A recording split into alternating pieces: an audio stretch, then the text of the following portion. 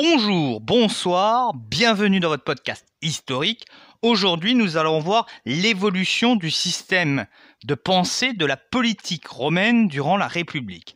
En effet, faire de la politique à Rome sous la République, ça va connaître d'énormes évolutions dans le temps, liées aux conquêtes et à l'évolution de faire de la politique, comment on fait de la politique, pourquoi on fait de la politique. Déjà, pour commencer, je vais parler un petit peu du fonctionnement de la pensée politique, des sciences politiques. Il y a trois types de régimes, le pouvoir d'un seul, le pouvoir d'un petit nombre et le pouvoir du grand nombre. Polybe reconstruit sa société humaine en plusieurs phases. L'anarchie, pas de pouvoir, loi du plus fort, système inégalitaire. Un jour, il arrive un fort et juste, il est suivi par tout le monde, c'est la monarchie. Problème, c'est que ce monarque, à un moment va arriver qui décède. Et on va se retrouver avec un tyran. Tyran qui va faire peser sur les élites son incompétence et son injustice. Donc l'élite renverse le tyran. On passe au stade de l'oligarchie, qui gouverne parce que c'est les meilleurs. Après, ça finit sur d'autres critères. L'argent, la plutocratie, l'âge, la gérontocratie. Et donc, là, il y a un énorme problème, c'est que ce qui devait être les meilleurs, c'est plus les meilleurs. C'est véritablement une oligarchie, donc ça énerve les gens, ça vole. Là, on se retrouve dans une autre phase qui est la démocratie. Problème, c'est que cette démocratie, au fil du temps, il va y avoir des démagogues, il va y avoir manipulation des masses, comme on dit. Et après, ça devient une oclocratie, le pouvoir des masses, mais en mode vague, vous voyez un petit peu. Tout cela ramène à une anarchie à nouveau. 6 régimes, 6 catégories de la science politique, Polybe et grec, faut pas oublier. Mais bon, ça marche très bien avec les Romains, qui ont connu la monarchie, qui ont connu la République, l'évolution de la République. Et le problème, c'est que on peut pas dire qu'on est une oligarchie. Donc il faut un peu un cash. Et ce cash, c'est le nom aristocratie. On gouverne parce qu'on est les meilleurs. C'est pas parce qu'on est pété de thunes, alors que c'est la vérité. Les sénateurs, c'était tous des gars qui étaient blindés. Mais on gouverne parce qu'on est les meilleurs. Ne voyez pas ça, ne dites pas, non, on n'est pas comme ça. Donc, l'ennemi de l'aristocratie, c'est la noblesse. Car le noble est noble, car c'est un fils d'eux ou une fille d'eux. Mais le problème, c'est que ça définit pas la vertu. Tu peux être le fils d'un mec très bien et être un sale enfoiré. Faut être totalement honnête. Donc, il va y avoir toute une structuration de la République romaine pour essayer d'avoir un équilibre. Comme j'ai déjà expliqué dans diverses vidéos d'institutions, j'ai pas envie de redévelopper. On a le Sénat avec qui contrôle, on a des magistrats, on a diverses assemblées où tu es classé selon ta richesse, selon ton tribut. Enfin voilà. Il y a beaucoup de choses. Mais ce qui permet un équilibre. Pas de révolte, pas de violence. Alors pour Polybe, il dit c'est nickel. Les Romains sont arrivés à faire un truc magnifique. Ils ont bloqué le système. Alors arrêtez le processus. Il y a un équilibre. Il n'y a pas de guerre civile. Problème, c'est que cet état de grâce ne va pas durer trop longtemps et ça va vite partir en cacahuète. Alors une des principales raisons pourquoi le système ne tient pas, c'est très simple, c'est le problème de la conquête. En effet, il va y avoir des transformations économiques énormes. L'Empire romain va naître à ce moment-là. L'Empire, je parle territorialement parlant. On passe d'une ville à un département, une région, une partie de l'Italie, la Méditerranée occidentale, puis la Méditerranée orientale. Ça va dérégler l'économie. Vu qu'il va y avoir beaucoup de ressources, les prix vont baisser. Les gens vont avoir faim de terre, vont avoir faim de richesse. Les prolétaires vont être touchés, mais de manière inégalitaire. En effet, ceux qui sont clients de riches, champagne, plus t'es riche, plus tu peux distribuer. Mais il y a aussi le problème de la terre. Vu que les ressources agricoles coûtent moins cher, il faut plus de terre pour produire plus, pour gagner autant qu'avant. Et le problème, c'est que la richesse est comptée sur la terre. T'as pas de terre, t'es pauvre, tu peux plus être soldat. Le problème, c'est que Rome, après, ils sont mal, parce que s'ils ont plus de soldats, comment tenir les conquêtes qu'on a fait? Comment garder les conquêtes qu'on a? Parce que si ça se révolte et que t'as pas de soldats envoyés, au revoir à tes conquêtes. Donc voilà. Donc il va y avoir une idée, on va vouloir distribuer les terres de l'ager publicus, hein, les terres qu'on avait conquis. Hein. Parce que quand tu conquis quelqu'un, bon, tu fais payer un tribut, puis bon, de temps en temps, tu prends des terres pour toi. Normal. Hein. En plus, s'il a résisté, tu lui prends toutes ces terres, comme ça, t'es tranquille. Et tu le réduis en esclavage. Alors, qu'est-ce qui s'est passé? Une mise en exploitation après la Deuxième Guerre punique, c'est ce qu'on voulait faire. Hein. La terre domine hein, dans la pensée des gens à l'époque-là. Donc, tout le monde est d'accord pour distribuer l'ager publicus. Problème, c'est que ceux qui se sont appropriés l'ager publicus, bah, c'est les élites, ceux qui dirigent la République. Donc, va distribuer des terres qui t'appartiennent. Non, très bien, hein, tout le monde est d'accord, mais pas mes terres. Hein. Donc, va y arriver par-dessus ça, les frères Crac, hein, Tiberius et Caius. Alors eux, ils vont se dire, nous, on est des fils d'eux, hein, on vient d'un monde, hein, famille consulaire, père consul 2 fois et prêteur, grand-père honorable durant la guerre punique, sa mère est fille de Scipion. Bon voilà, the place to be, hein, c'est une grosse famille. Ils se sont dit, c'est très bien, on est bloqué, le système est bloqué parce qu'on a le consensus. Très bien. Quand on a un consensus, c'est toujours la solution la plus basse qui gagne. Hein. Parce qu'on essaie de froisser personne, donc on essaie de trouver, ménager la chèvre et le chou. Donc, ils vont dire, nous, on veut distribuer les terres. On veut distribuer les terres, honnêtement, voilà, on va donner les terres aux gens. Hein. C'est Tiberius qui va commencer, hein. Il va devenir tribun de la plèbe, ce qui lui permet d'avoir une certaine liberté, parce que vu que l'assemblée de la plèbe est une assemblée législative, ce que vote l'assemblée de la plèbe, bah, les autres sont obligés d'appliquer parce que c'est des lois. Hein. Donc redistribuer les terres, reprendre un principe ancien de plafond, hein. C'est-à-dire tu as droit à un certain quota de terres, hein, un certain nombre de terres, qui augmente si tu es marié, si tu as des enfants, avec des compensations. Hein. On peut les concéder en propriété propre, avec une commission triumvirat agricole pour vérifier que la loi est respectée, tout ça. Problème, c'est que les élites, elles sont pas chaudes, parce qu'elles savent très bien que si on commence à distribuer les terres, c'est leurs terres qu'ils vont prendre. Donc, ils vont commencer à freiner des cas de fer. Hein. Et bah, Tiberius, lui, va passer outre ça. Il va aller au conflit, et ça va aller très loin, parce qu'il va se faire assassiner. Hein. Il y a une rupture du consensus, déjà, chose nouvelle dans la politique. Parce qu'avant, il y avait tout le temps le consensus. Puis de deux, welcome the violence. Hein. Ça y est, ça, on peut tuer en politique. Hein. Alors, son frère va essayer de reprendre le lead hein, dans la fin de l'année 120 avant Jésus-Christ. Hein. Alors, il va reprendre les idées de son frère, mais il va aussi faire d'autres choses. Il va essayer de faire des cadeaux aux chevaliers, par exemple, avec le royaume de Pergame qu'il a reçu en héritage. Voilà. Enfin, on essaye de diviser, quoi. Diviser pour mieux régner. Bon, ça va très mal finir pour lui. Il va se faire assassiner, mais dans un processus nouveau. L'état d'urgence, le senatus consulte ultime. Hein. Les pleins pouvoirs au consul, la loi martiale.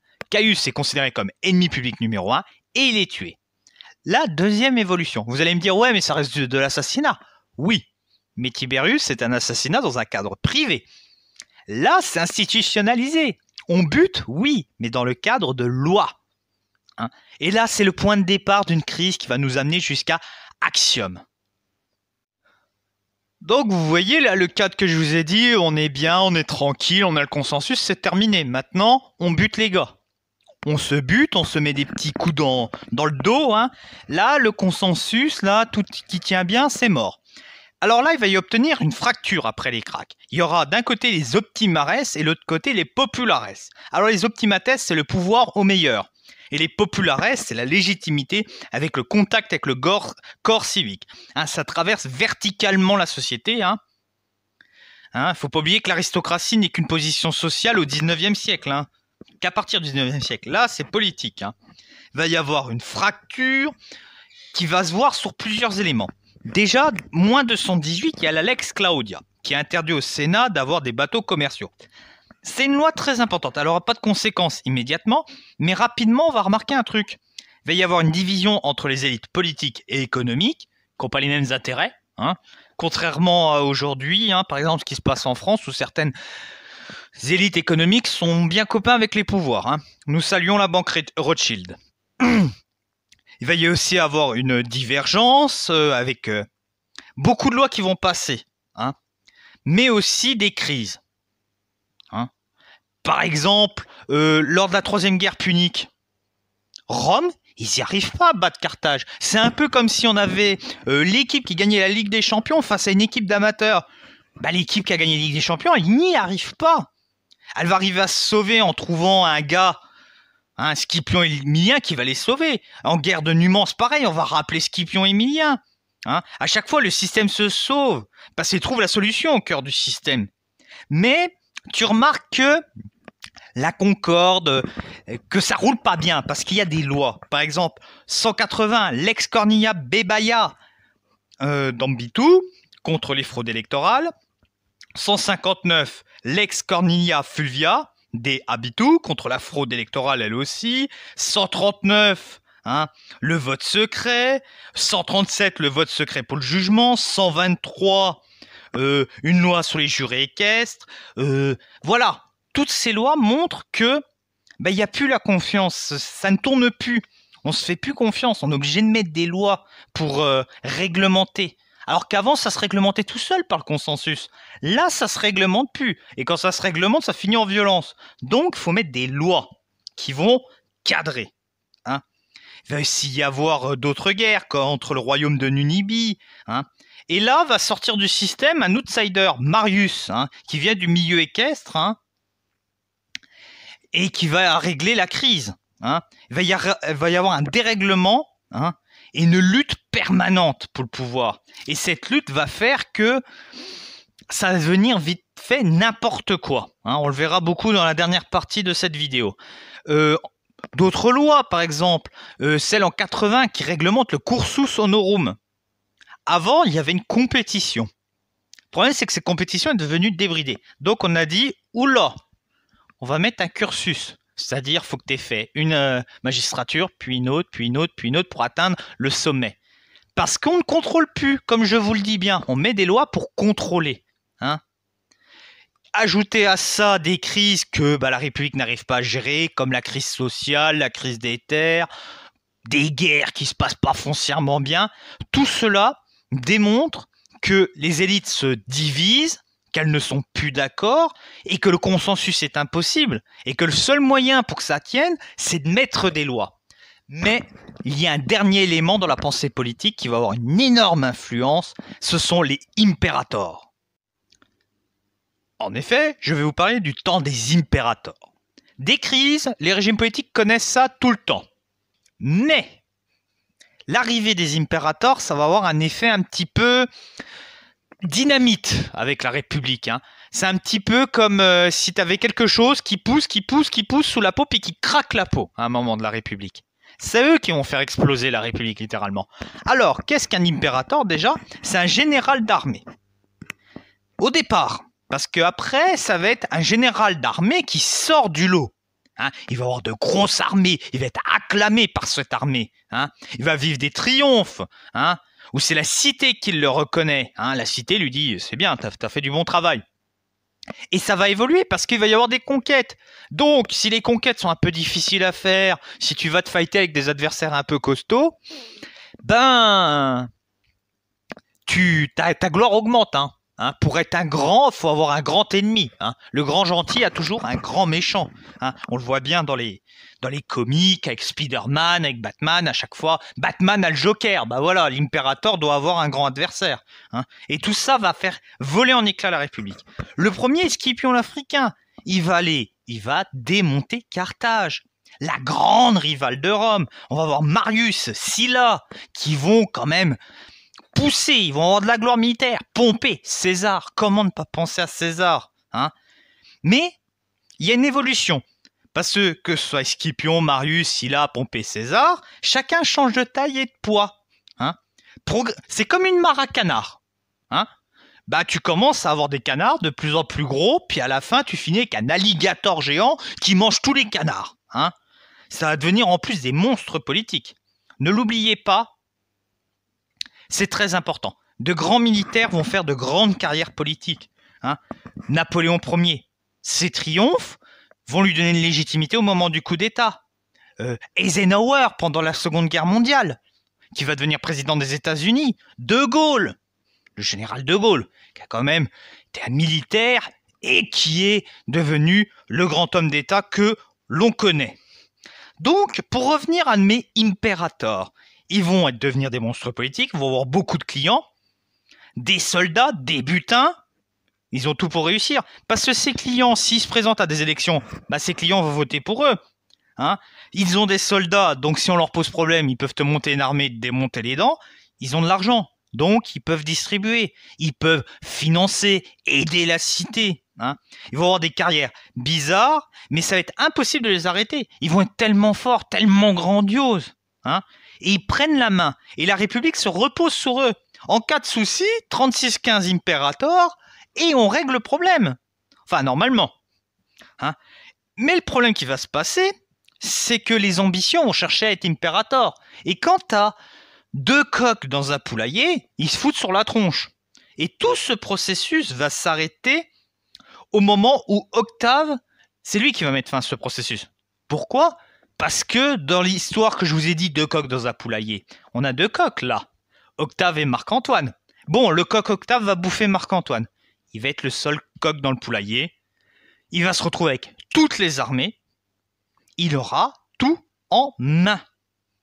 Ce qui va lui permettre de faire passer Rome d'un patchwork dominé-dominant à une structure unique qu'on appellera l'Empire romain. En conclusion, le système de pensée politique romaine sur la République, c'est au départ la concorde. On s'écoute, on cherche le compromis. Il va y avoir la conquête qui va littéralement faire éclater ce cadre, parce que va falloir gérer et assimiler la conquête, ajouter à cela des ambitions personnelles, des impérators, monstres de guerre et de politique. J'espère que cette vidéo vous a plu. Si elle vous a plu, faites de la pub pour la chaîne, un petit like, un petit partage. Enfin, vous connaissez la chanson, abonnez-vous et tout ça. Bonne fin de journée, ciao!